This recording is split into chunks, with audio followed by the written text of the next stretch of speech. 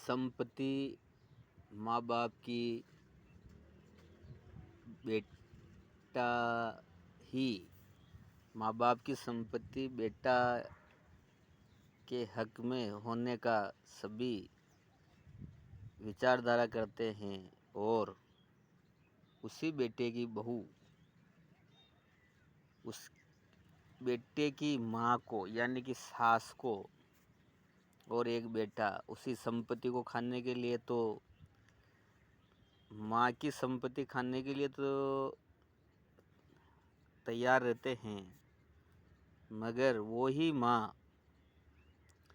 बेटे या बहू या बेटे के बच्चे बच्ची को खाना देने में सक्षम थी और उसके पास मकान रहने का था, तब बेटा उसी को माँ को अच्छे तरीके से रखना ऐसा विश्वासघात माँ के साथ में बेटे करते हैं। और बहू जो पराई औलाद होती हैं वो भी बेटे के साथ में बेटे से षड्यंत्र में शामिल होकर यानी कि सास लगती है उसके और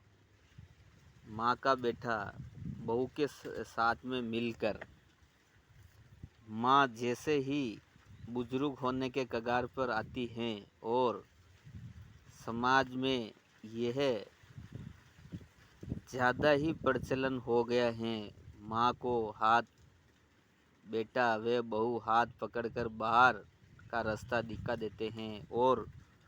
वो ही माँ मोहल्ले व अन्य जगह पर उनकी आत्मा बहुत खींचती हैं व उनका कोई सहारा अगर दूसरा बेटा ना बने तो उस माँ की क्या हालत होती है। ऐसे ही अभी बहुत सारे जो आश्रम हैं उनमें बहुत सारी माँ वहाँ पर बेटों द्वारा बहू द्वारा सताए हुए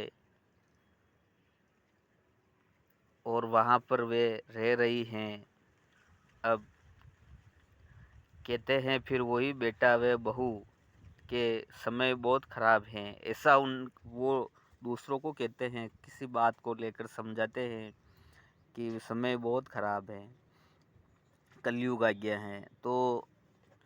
जो ये प्रक्रिया कर रहे हैं बेटा या बहू माँओं के साथ में, तो उन्हीं के बेटे इन बातों को नोटिस भी कर रहे हैं। आने वाला समय इनके साथ में और भी भयानक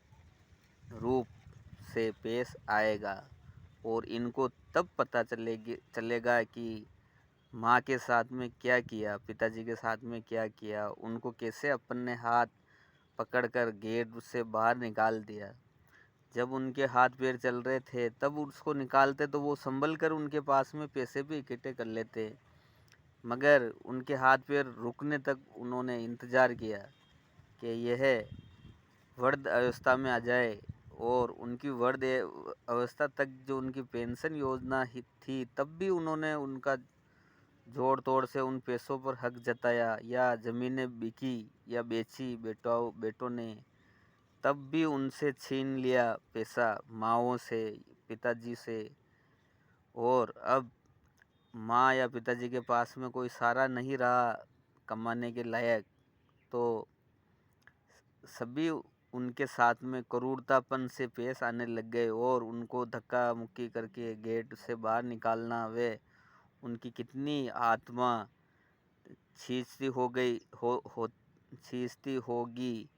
और वो कितनी बेदुआएं देते होंगे। और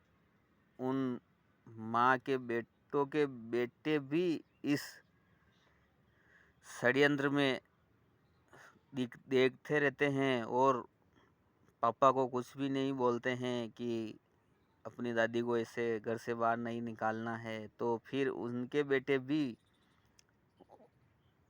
उनको गेट से बाहर निकालने के लिए आने वाले समय में जो पिताजी से सीखता है